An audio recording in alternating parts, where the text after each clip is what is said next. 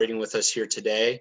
And last but definitely not least, I want to thank our fearless CEO and great innovator in the chamber space, our LAX Coastal Chamber CEO and President, Christina Davis. So Christina, thank you for your great leadership as well.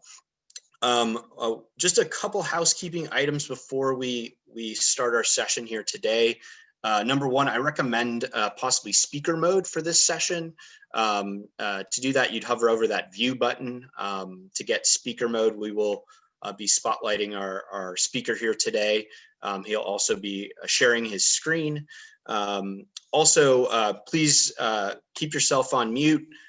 We have obviously about 60 people on the call. If you could just keep yourself on mute. Obviously, lots of complex pieces of PPP. We will be monitoring the chat function. We will have about 15 minutes at the end to ask some questions.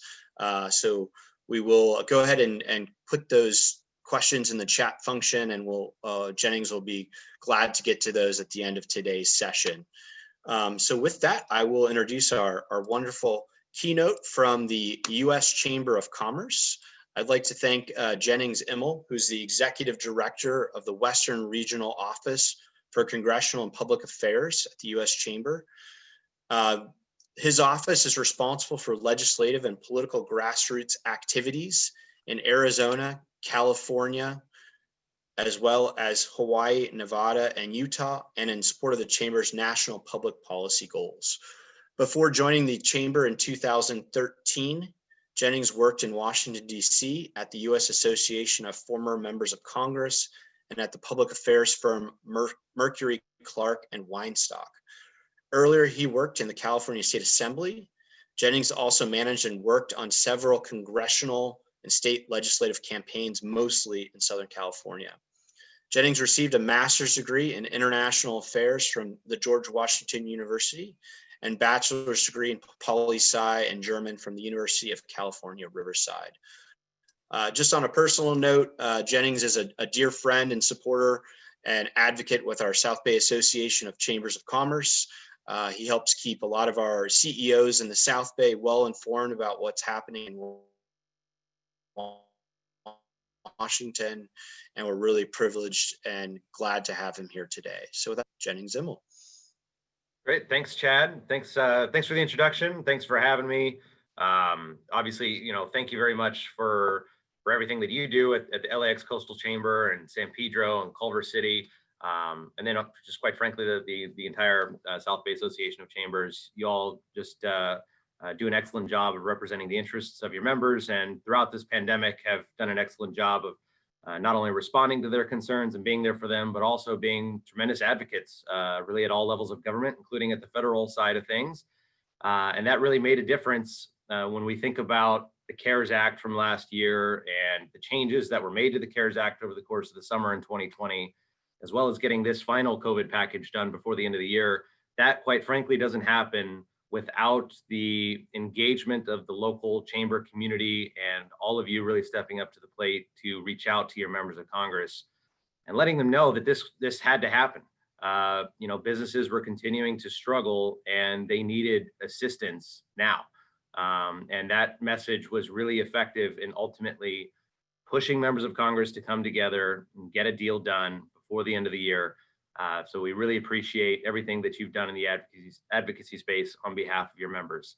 And I'm happy to talk about the COVID package. There's a lot going on in DC these days. So it's actually kind of a relief to talk about this bill rather than some of the other things that are happening. But happy to kind of give a broad overview, particularly focused on the small business provisions, which I think are going to be most relevant for this group. And then to take questions after the presentation, and I'll do my best to answer them. If I'm unable to answer all of your questions, which happens from time to time, I'm happy to track down the answers to those questions, and then I could get back directly to Chad, and then we could disseminate the answers to those questions later on to the broader group. So I'll try to key up my presentation here. I think we're looking good. So just as I mentioned, I'm going to go over some of the major provisions, but I think it's kind of important to note what prompted this final package coming together. And it's quite frankly the fact that small businesses continue to struggle throughout the country. Everybody on this call certainly knows that. But really, what we saw in the aftermath of the kind of initial round of shutdowns and lockdowns back in March and April was the emergence of a kind of K-shaped recovery, where we saw about half of the economy rebound pretty well and rebound relatively quickly and kind of have more of a V-shaped type recovery.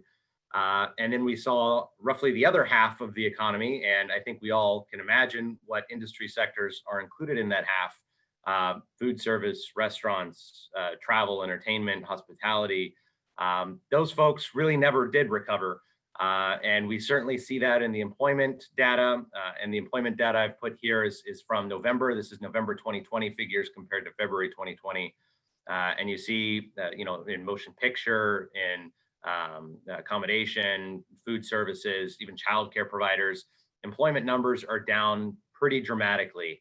And especially as we saw another surge in COVID cases as we got deeper into the fall and now into the winter, and we saw more shutdowns coming. And we have, of course, some of the strictest measures in place here in LA County. It just underscored the need to get this package done as soon as humanly possible. Just understanding the fact that the Paycheck Protection Program had expired. It expired on August 8th. So businesses were no longer able to get access to that money. Many of the folks that did get a PPP loan last year had exhausted it. So circumstances were really dire. And, going back to my original point of chambers and businesses really stepping up to make the point to members of Congress to get something done, that was effective. And what we ended up seeing in Washington, D.C. was a dynamic where folks that were in the middle, essentially on the House side, we're looking at Problem Solvers Caucus, which is a group of moderate Republicans and moderate Democrats coming together, as well as this kind of new gang of 8 that emerged on the Senate side of a handful of moderate Republicans and Democrats. They really applied pressure to the 4 corners of leadership in the House and Senate to get into the same room, get a deal done.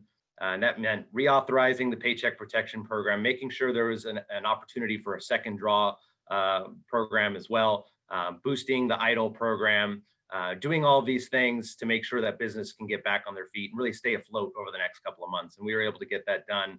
And when you look at California, just kind of some of the economic indicators, and we saw yesterday, for example, the number of unemployment claims has ticked up once again, almost to 1 million. The unemployment rate in California continues to be very high. It's 8.2%. It's significantly higher than most other states in the country. So the situation is very challenging here, very dire here. And so that's why it's great news to get this package done. And it went into effect immediately after it was signed into law, which was December 27th, the Sunday after Christmas. But the SBA has really been working hard over the last several weeks to make sure that they get this done right, and that they provide kind of the interim rules and some more of the program details that we needed to see. So they've taken a little bit more time than they did last time around with the CARES Act, but the program is finally getting underway this week, which is great news. So first of all, what are some of the other kind of major items that are in this bill? It's a 6,000 page bill, so there's a lot to digest here, obviously. But some of the quick highlights on unemployment support: there is the $300 per week unemployment insurance supplemental that was passed that extends through mid-March. So that'll be helpful for folks that continue to struggle to find work. Small business support, as I mentioned, $284 billion in the Paycheck Protection Program. Some of that money was repurposed from the CARES Act. If you all recall, when the program expired on August 8th, there was right around $137 billion still left in the PPP, which businesses were unable to access. So a lot of that was essentially carried over into this program. And then we have a new program that was devised, the $15 billion for shuttered venues. So this is a grant program for kind of live venues that I think is going to be really helpful for those businesses. And then $20 billion specifically for the Economic Injury Disaster Loan and Economic Injury Disaster Loan grant programs as well. Housing support was included here that runs through the end of this month. And then some of the other major items: $82 billion in funding for reopening of schools, $20 billion for vaccines, buying vaccines, a lot of money for vaccine distribution, testing infrastructure, which is obviously essential. And then $45 billion for transportation, which includes the $15 billion for the airlines. If y'all recall, the Airline Assistance Program expired in October of last year, and we saw tens of thousands of airline employees get furloughed as a result. So this will help make those employees whole and bring them back on the payroll, which is great news. So transitioning to the Paycheck Protection Program, which is probably the biggest program, the most kind of relevant program for all of you on the call, that was reopened, as I mentioned, upon enactment on the 27th, and it's extended through March 31st of 2021. From what we've heard from the SBA, they don't anticipate running out of this money, the $284 billion. And just given the fact that some of the eligibility criteria, for example, have changed from the CARES Act, they think that this money should be sufficient. So, just to allay any concerns that might be out there that you have to apply immediately, while we do encourage you to do so, we're also telling folks not to panic necessarily. And this should go hopefully smoother than it did, if you all recall, the last time around when the CARES Act was initially rolled out. As I mentioned, the portal opened this week. So the applications were made available at the end of last week. You can find the applications on the SBA's website or on the Treasury's website. They have the first draw applications as well as second draw applications. They're just a couple of pages long, relatively kind of easy to go through. But those were made available last week. This week, what the SBA made clear is that they wanted to open up the portal first for community financial institutions and community development financial institutions, which essentially serve underserved communities. So these are folks that don't have traditional banking relationships, or these are financial institutions that operate in kind of low income areas. They were the first to get a crack at this. And then the portal opened additionally today for smaller lenders. So that's financial institutions with less than $1 billion in assets. And then the portal will open further to include all lenders beginning next week, Tuesday, January 19th. So keep that in mind. Make sure you're having these conversations with your lenders as soon as you can. And then also, even if you can't submit the application officially until next week, the application is available. So make sure that you go and check that out online. So a lot of changes were made to the Paycheck Protection Program that we think will make it easier for businesses to use. And there are a lot of kind of improvements that were made. First and foremost, since this is a chamber call, and well, most of the calls I do are chamber calls, it's always nice to mention the fact that that 501c6 organizations, which are chambers of commerce and trade associations, are included in this. Finally, they have the opportunity to apply for a PPP loan. They were left out of the CARES Act. And so it's a long time coming and very well deserved that chambers finally get an opportunity to apply for some assistance and to get access to the PPP. There are some stipulations there that the chamber would have to be less than 300 employees and couldn't do more than 15% of its business in lobbying or political activity, couldn't receive more than 15% of its receipts through lobbying or political activity. But I don't think that's going to be a tripwire that is much of a problem for most chambers. In fact, I think there are only several state and maybe a few metro chambers that exceed that 15% threshold. So overall, very good to see 501c6s included and should be open to most of them. It also reopens the first draw PPP. So this is for businesses that didn't take advantage of the PPP loan program back in 2020. They can now do so. The application process, the application itself is pretty similar to what it looked like in 2020. Not a whole lot of changes there. In fact, the only real changes on the eligibility side, or more specifically on the loan amount side, I'll cover later, because there were some kind of broader reforms made to PPP that apply to first draw PPP loans as well as second draw. But for those of you that didn't get a PPP last year, we encourage you to look into applying for a first draw PPP. The second draw is really the biggest issue here, and that was something that businesses were calling for quite extensively, and we were happy to see that included. There is a second draw PPP loan that's going to be now available, and this is specifically for businesses that had already received a PPP last year and have used that PPP. So in order to be eligible for the second draw, you need to demonstrate that you have used all of that money. It doesn't mean that you had to have already applied for forgiveness. That's okay if that loan has yet to be forgiven. It just needs to have already been used. And then Congress's intent here was to really target the second draw for hard hit businesses and hard hit small businesses. So they reduced the employee count from 500 to 300. So to be eligible, you have to have fewer than 300 employees. And they wanted to make sure that the business demonstrated significant economic harm.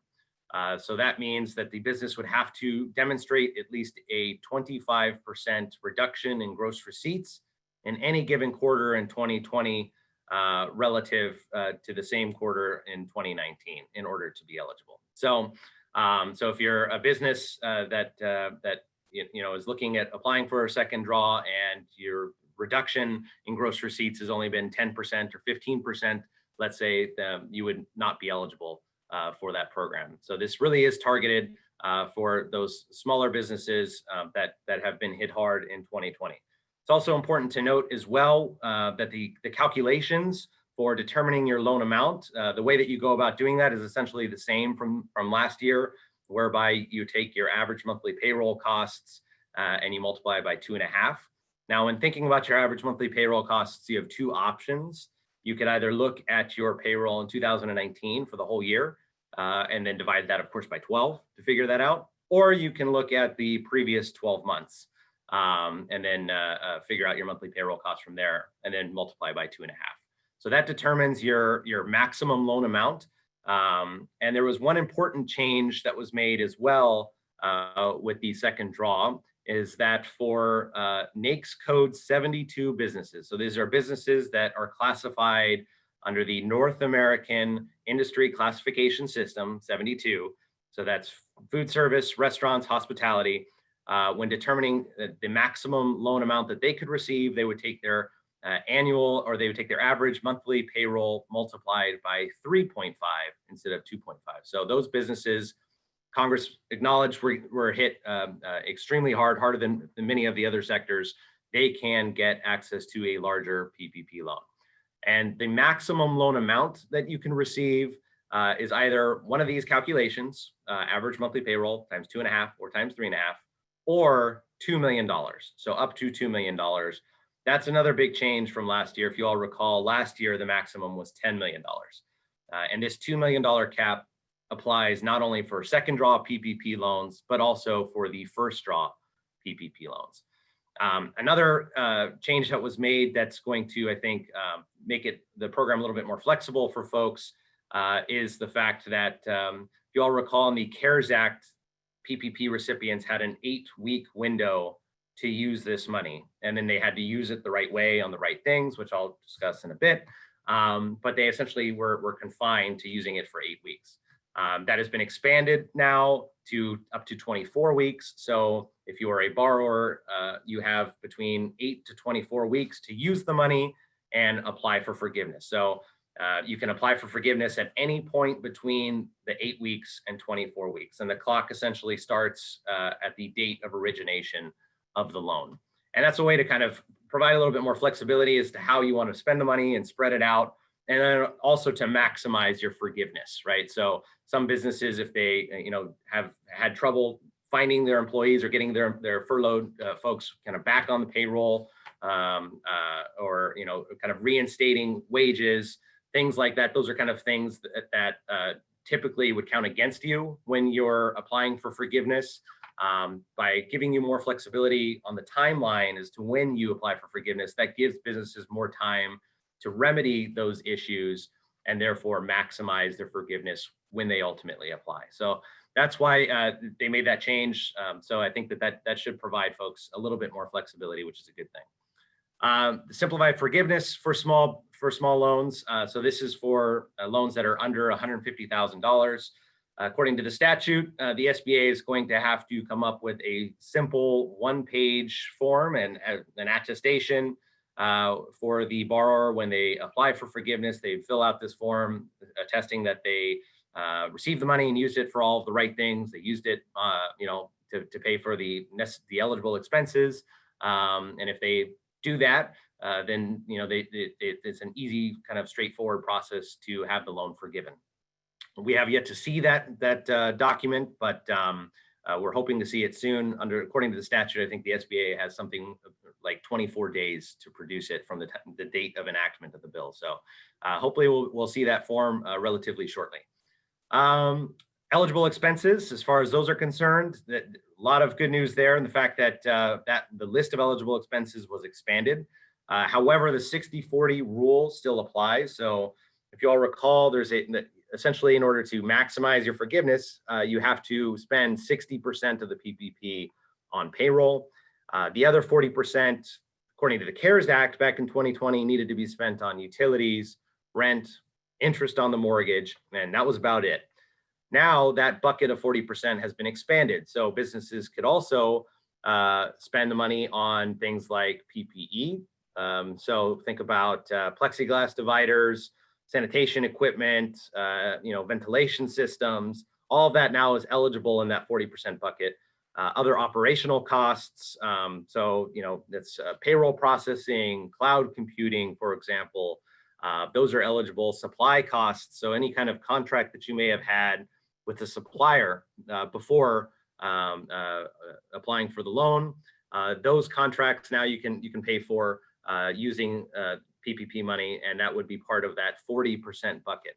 But you're still going to want to try to keep it at 60/40 in order to maximize your forgiveness. I think that's going to be kind of important to keep in mind, but it's great to see that more expenses were added to that other bucket of 40%. And another big issue that we heard a lot about, quite frankly, over the last couple of months is regarded the deductibility of expenses. There were a lot of businesses that had begun talking to their accountants in preparation for doing their taxes that realized that the expenses that they were paying using the PPP money was not going to be deducted, or was not going to be deductible. And essentially what this resulted in was a kind of backdoor way of the IRS taxing the PPP loan, even though the loan itself was not taxable. If you're still kind of expected to pay taxes on the expenses that you're paying using that money, well, essentially that does mean that the PPP loan is taxable. So that was never the intent of Congress, but the IRS kind of refused to budge on this issue. So Congress had to clean that up, and they were able to remedy that problem in this bill. So it overturns the IRS guidance on that and reinstates deductibility of those normal business expenses, even if you're using PPP money for those expenses. It's also important to note that this is not just for folks that are going to be applying for a PPP loan this year or a second draw loan this year, but it's also retroactive as well. So if you had a PPP loan back in 2020 and were told that those expenses would not be deductible, that is no longer going to be the case. So really good news, and it means that businesses are going to avoid a surprise in April, which is always good. A bad surprise. And then as it pertains to the EIDL grant, there was another big change there. If you all recall, there were some businesses that were able to get both a PPP loan as well as an economic injury disaster loan grant. These are grants that were up to $10,000. However, previously, folks were told that they had to deduct that grant amount from the PPP loan when applying for forgiveness. So if they had received a $50,000 PPP loan, and they had received a $10,000 EIDL grant, when applying for forgiveness through their lender, they had to subtract $10,000. They were only eligible to have $40,000 of the $50,000 actually forgiven. That is no longer going to be the case. That EIDL grant will no longer count against your forgiveness. And this change is also going to be retroactive. So if you already applied for forgiveness through your lender and you had an EIDL grant and you had to subtract that from your forgiveness calculation, you should revisit your lender and mention this, and they should be able to work to make you whole so that you're not on the hook for that amount of money. So that's another, I think, great change that is going to allow businesses to take advantage of both programs. Another big program outside of the PPP that didn't get a lot of attention last year that Congress really wants to highlight this year moving forward is the Employee Retention Tax Credit. This, for whatever reason, and I think businesses kind of just made the simple calculation that a PPP loan was maybe the better deal than using the retention tax credit. Um, in response to that, Congress really wanted to boost this tax credit and make it more appealing for businesses. So they made some really important changes here. They increased the credit from 50% to 70% on $10,000 of wages per employee. So the way that it was structured last year in the CARES Act was a business was eligible for the employee retention tax credit if they had fewer than 100 employees. So they had to be a very small business. They also had to demonstrate that they were either completely shut down or saw a 50% loss in revenue.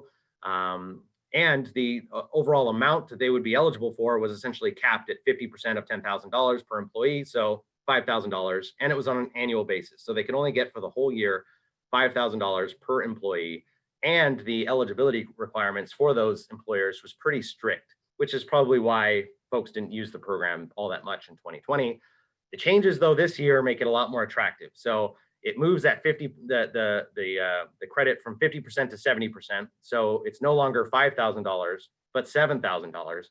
And it's not on an annual basis, but it's on a quarterly basis. So essentially an employer could get in tax credits $7,000 per quarter per employee, up to, for the first 2 quarters of 2021. So you're looking at $14,000 per employee. It also lowers the eligibility threshold as well. So there are 2 major problems: the employee count threshold as well as the loss in revenue threshold. Those have both been changed. The loss in revenue threshold is no longer 50%, but is now just 20%. And that's in a given quarter relative. So that would be in either the first or second quarter of 2021 relative to 2020. And then the cap was raised from 100 employees to 500 employees. So now as long as you have less than 500 employees, you can get access to this tax credit of up to $14,000 over the course of the first 2 quarters per employee, which is, I think, a much more attractive benefit than it was last year. Also, a great thing about this is the fact that you can apply to receive the credit quarterly instead of having to wait until tax season to do it. You can do so on a quarterly basis, which means that you can get access to the money quicker, and the tax credit is also advanceable. So some really important changes here that hopefully will make the program a little bit more attractive. We're still waiting for more information, quite frankly, from the IRS as to how they're going to roll this out, these changes to the employee retention tax credit, but good news for the most part.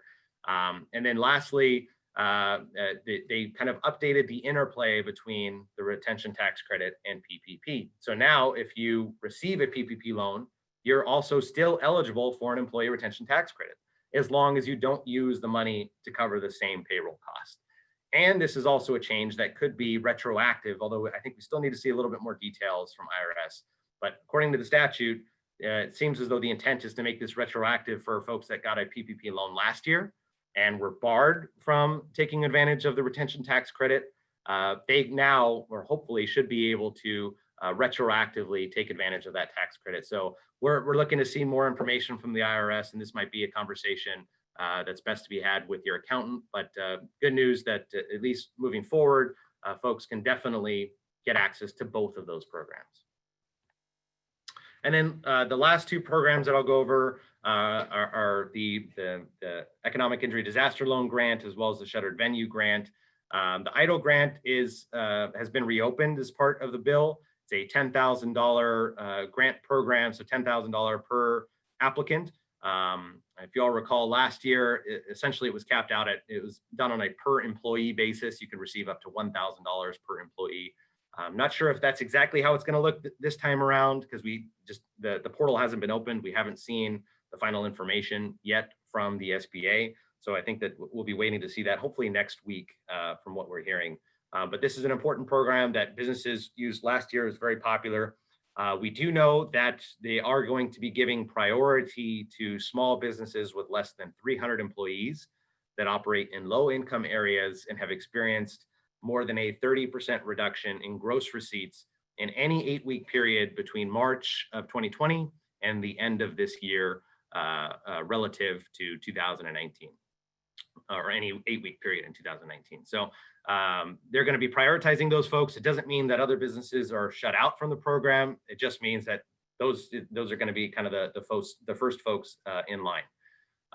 Also important to note that if you received an EIDL grant back in 2020 and it was less than $10,000, you could apply again in 2021 and make up the difference. So you're still capped at 10,000, but you would still be able to make up the difference in 2021 if you're interested in taking advantage of that program again. And as I mentioned, the portal we're hoping to see open next week and additional information from the SBA on that. The Shuttered Venue Grant Program is it's a brand new one that was that's in this bill. This is open to venue operators or promoters, theatrical producers, museums, movie theaters, talent representatives. This is a new program that the SBA had a couple of webinars on yesterday talking about some of the details, but they've yet to publish anything. So hopefully we will see that very soon and get kind of a better idea of how they plan to roll this out. But we do know some of the basics, some of the eligibility criteria. First of all, the business would have to show that they were fully operational on February 29th of 2020. They must also demonstrate at least a 25% drop in gross receipts in any quarter of 2020 relative to 2019. Probably not going to be much of an issue for most live venue operators. And then the maximum grant amount is going to be capped at $10 million or 45% of your gross earned revenue in 2019.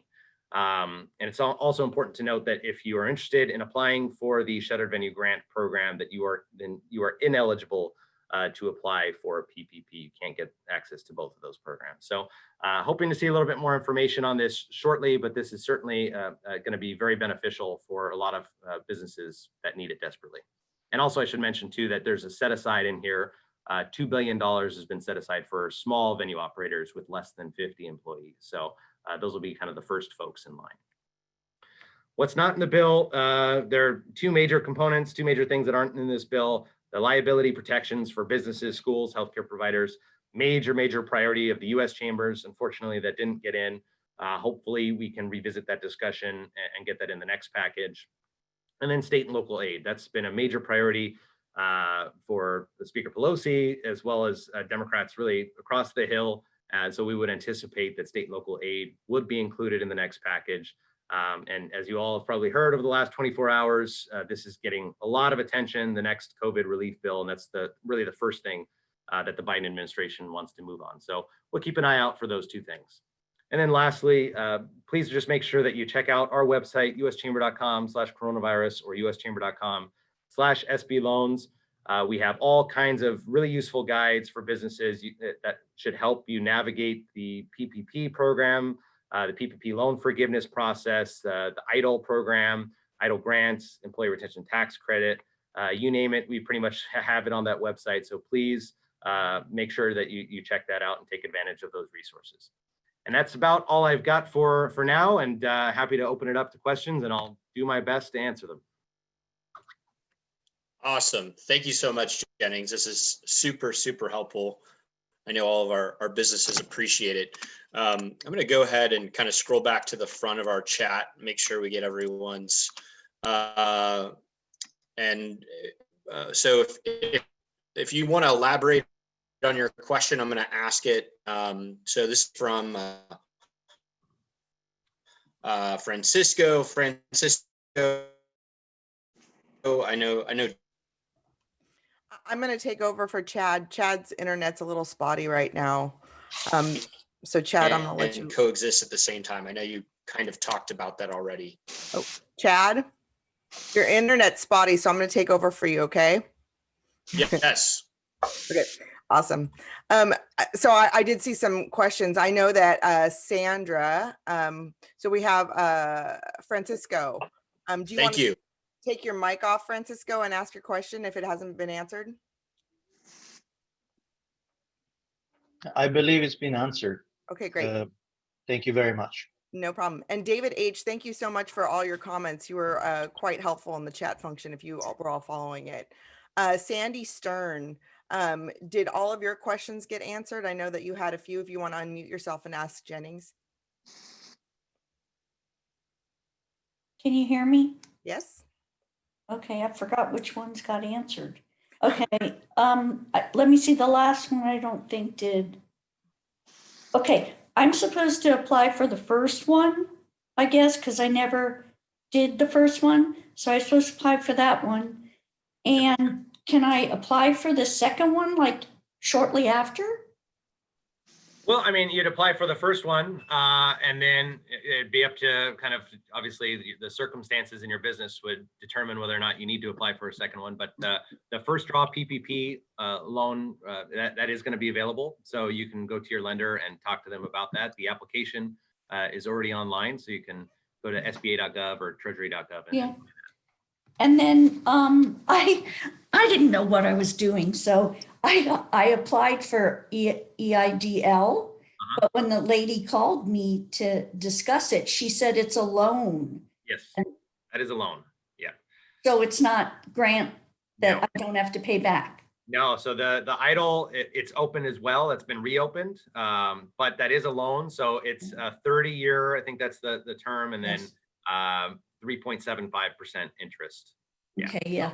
And And it is a then, loan. oh, I think that was it. Okay, thank you, Sandy. The next question that I had was from Bruce. Bruce Heyman, do you want to unmute yourself and ask the question?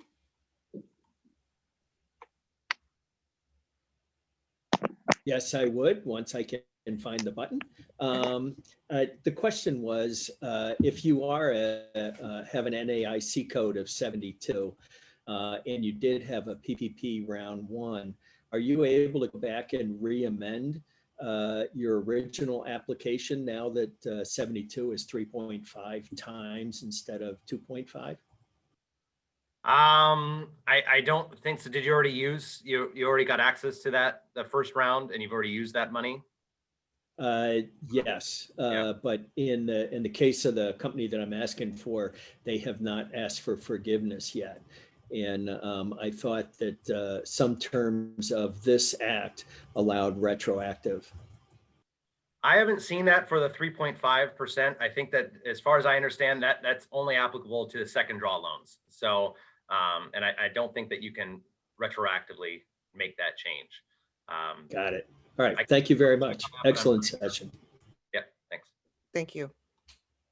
All right, the next question that we have is from, let's see, Herb. Herb, you want to unmute yourself and ask your question?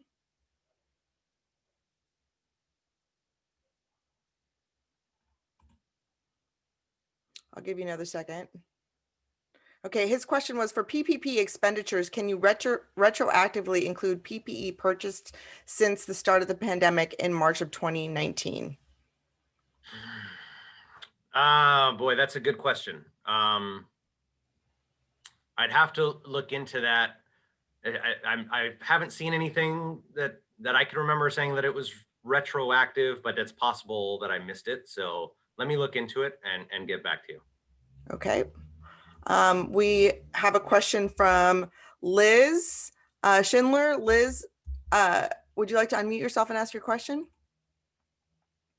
Yeah, I have two questions. They came one after each other. The first one was, I was following along with your employee retention tax credit, and then the speaker said that it could not be taken if you take a PPP loan and you use your PPP money to towards payroll taxes. So how would anybody, since your payroll taxes would be factored in, I believe are your payroll taxes factored into the calculation of what your 2.5% is?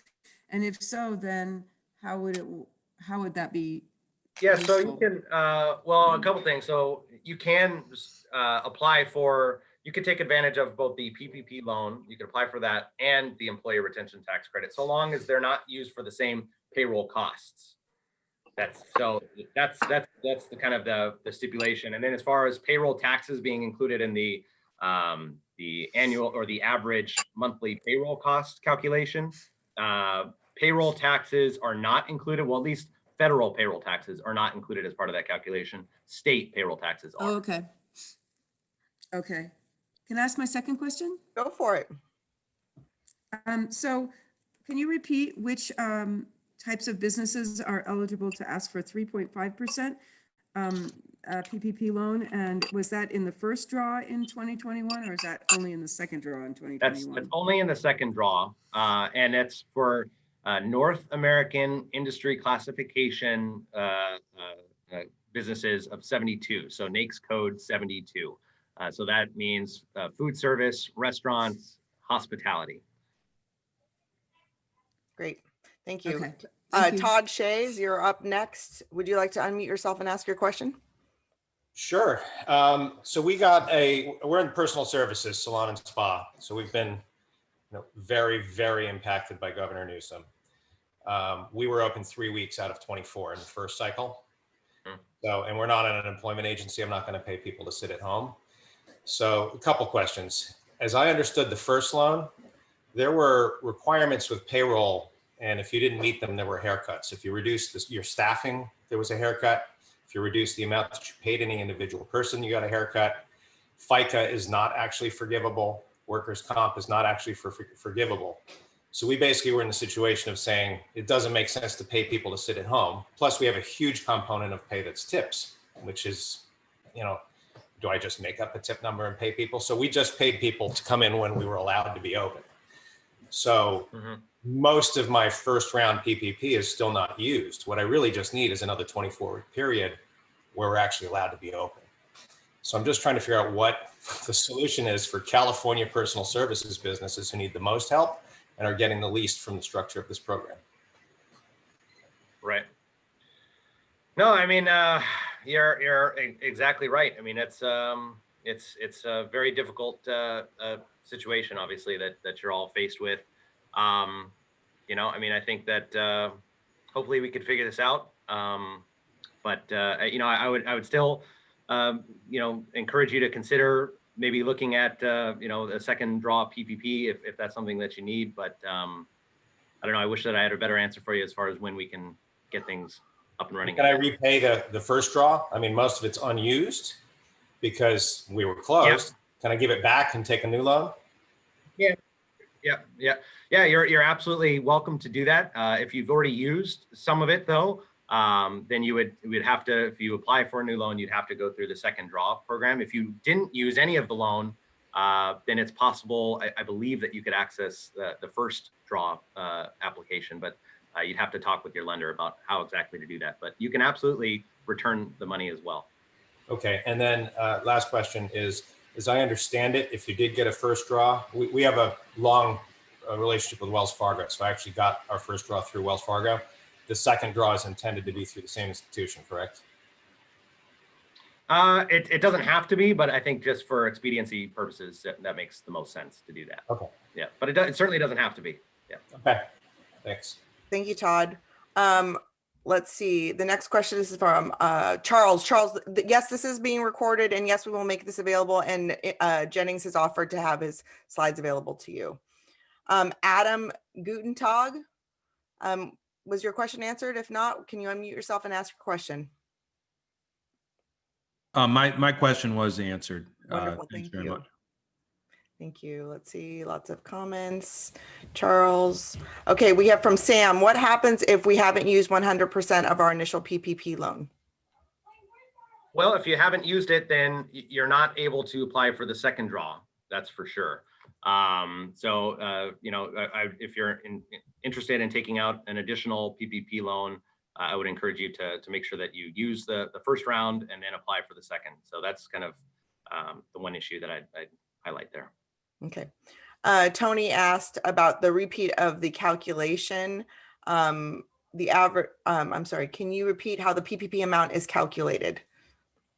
How the PPP amount? Sure. So it's your average monthly payroll costs, and you can make that determination either by looking at 2019 or the previous 12 months. And you would take that average cost and you would multiply it by 2.5 or 3.5 if you're looking at a second draw PPP loan and you're a NAICS code 72 business. I should also mention too, when you're doing that calculation, that compensation for employees over $100,000 needs to be excluded. So it's only up to $100,000 per employee compensation would go into the calculation. for determining your loan amount. Great. Thank you. We have Yasu ask, we are a U.S. subsidiary, a small corporation with a few employees. For PPP, should we include the number of employees of our parent company in Japan? There may be over 500 employees. That's a good question. I'll look into that. I probably have to read a little bit more on the affiliation rules and all of that, but yeah, let me look into that and I can get back to you. Great. I'm not sure what chamber you're with, but reach out with your local chamber and we'll have the answer for you once Jennings shares that with us. Okay. Just looking through, some of these aren't questions for you. Colin answered that. Dave H. Do you have any info on where the NAICS code will be taken from? Oh, I'm sorry. That's a response. Sorry, you guys are chatting with each other. Okay, No, I think that's it. Sorry, that was a question. Okay. Oh, go ahead, Dave. Go ahead and ask it then. Yeah, sorry. Is it going to be the NAICS you use? I know there's a box on tax returns for businesses. You have to put your NAICS on there. Is that what they will use? Because we have manufacturing and a restaurant or food component. But I assume since we've used the manufacturing on our tax returns, they're going to go based on that. We wouldn't be able to kind of change it for this application. That's a good question. I mean, I think they are using the code that's indicated on the tax return, but maybe a question that you might want to bring up with your lender or accountant on that. Okay. Yeah. Great. And then I see that Fernando has his hand up. Fernando, did you want to ask a question? Yes, I do. We started this business, a new business last year, right in mid-January, and so we didn't have an employee. I call it the employee service yet for payroll. So we just stood on 1099, and then COVID hit, and we weren't sure if we were going to survive or not, right? So we didn't go into a payroll system because we were like Brian, the edge of are we going to make it or not? So does 1099, and none of those, we paid our employees as a 1099. Do we qualify for that? So if they're 1099, then they do not qualify. They're not going to be counted as employees. Okay. Yeah, how about the company? About the expenditure, like the rent, utility, all that stuff? So they're just gonna, because I mean, the major purpose of the bill was to keep folks on payroll. And that's really the emphasis is on payroll. They're gonna want to look at, it's still gonna be based off the overall loan amount that you can get access to is gonna be based off of your kind of payroll calculations. And unfortunately, independent contractors, 1099s don't count as part of that calculation because 1099 independent contractors can apply for a PPP loan themselves. Oh, I see. Yeah. Oh, so as an individual, you could apply. Yes. But what do you use for, like, well, how do you prove that? That whatever you got paid last year? Yeah, you look at your revenue. Yeah. Your Form 1040 Schedule C. I think for that's for sole proprietors. But yeah, you look at your revenue on that. Okay. So the amount of money that can be used for like utilities or rent, that's all based on the employee amount that you got paid? Yes. So the amount that you'd be able to get access to, though, would just be based off of your employee count. And then once you get the money, then you'd have to use 60% if you want full forgiveness, 60% on payroll, and then the other 40% on those other items you mentioned. Okay. Right. And it cannot be retroactive like this year? No, it's got to be last year's information, right?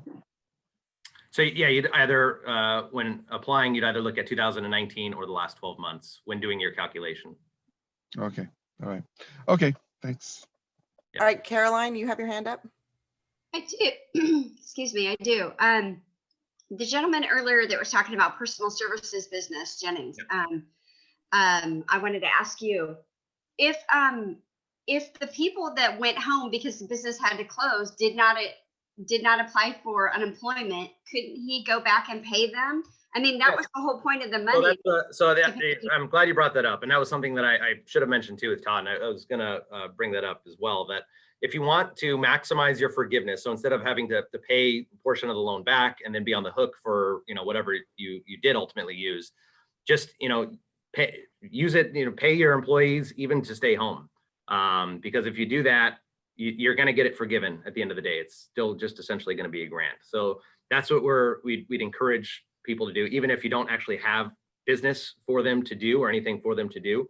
If you simply keep them on payroll, continue to pay them, then you're going to maximize your forgiveness. So I think that's probably the best Correct thing. me if I'm wrong, because I may have misunderstood this. There is a haircut that comes off the top. If you reduce your head count, Yep. the forgivable amount is reduced. And if Yes. you pay people, below 75%, the forgivable amount is reduced. Right. We had to close a store permanently because of this. I already lost 33% of my head count. Right. So I'm not going to pay $100,000 knowing that 66,000 is Right. the max forgivable amount, and then take FICA out, take workers' comp out. I'm not going to do that, because I run the risk of coming out upside down on that. Right. Well, it's also important to note too that there are safe harbors for this as well, for this exact instance of where you have full closure and the inability of the business to operate, to have folks work, or the inability of a business to find workers, right? If you've had to furlough or lay off folks and you haven't been able to reinstate those employees and maintain the same headcount, there are safe harbors that are included in this bill. And then also there was a kind of a reform bill back in June that allows for PPP recipients to still get 100% of their loan forgiven if those things happen. So just kind of keep that in mind, and I can kind of I could try to dig up the information specifically on that, but that might be a conversation you should have too with your lender. There are certain circumstances where you can still have the loan forgiven. Wow. Okay. Thank you. Yeah. Great. Okay. I don't know if there's are there any other questions? We have about 3-4 minutes. Oh, Vanessa.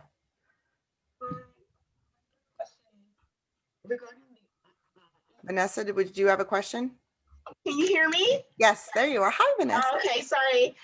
So regarding the EIDL, so they're offering again the grant and the loan? Yes. Yeah, so the loan is already live. You can go to the SBA's website and apply today if you want to. The grant, though, is not live yet, and we're hoping that it will be live next week. Okay, thank you. Great. Thank you, Vanessa. What if you've already received a loan, like 150,000? Can you apply for more? For the EIDL loan? Yeah, the one that you have to pay back over 30 years. Yeah. Yeah. No, I don't think that you would be barred from applying for more. And I believe that you would still be able to apply for the grant as well if you're interested in doing that. Okay, thank you. Okay, we have time for one more question. Anthony? Yeah, I just wanted to circle back on Todd's concern where you get a haircut on your PPP forgiveness when you lose employees and you don't retain your employees. So I think Jennings was saying, you get exemptions if those employees left on their own will and you didn't fire them. You can get exemptions and you document it why they left. You don't have to take the haircut on the PPP loan for that. I just wanted to make sure they knew about that. Okay, thanks. Awesome. Well, it is 10:28. We told everyone we get out of here at 10:30. This has been recorded. This will be shared through all of our chambers of commerce, and I think you can find it on our websites. You can find it on the LAX Coastal YouTube page as well a little later today. I just want to say, Jennings, thank you so much for your time today. I think this was incredibly helpful to our business community. I thank you all. Your local chambers of commerce are working very hard to try to provide resources for all of you so that we can get back on the road to recovery. So please continue to follow up with the resources that we make available. Jennings, again, thank you. Thank you to Elise from the San Pedro Chamber of Commerce. Thank you to my friend Colin Diaz over in Culver City, our neighbor just to the north. We appreciate you all taking the time, and be safe, be healthy, and we'll see you soon. Okay, thank you all.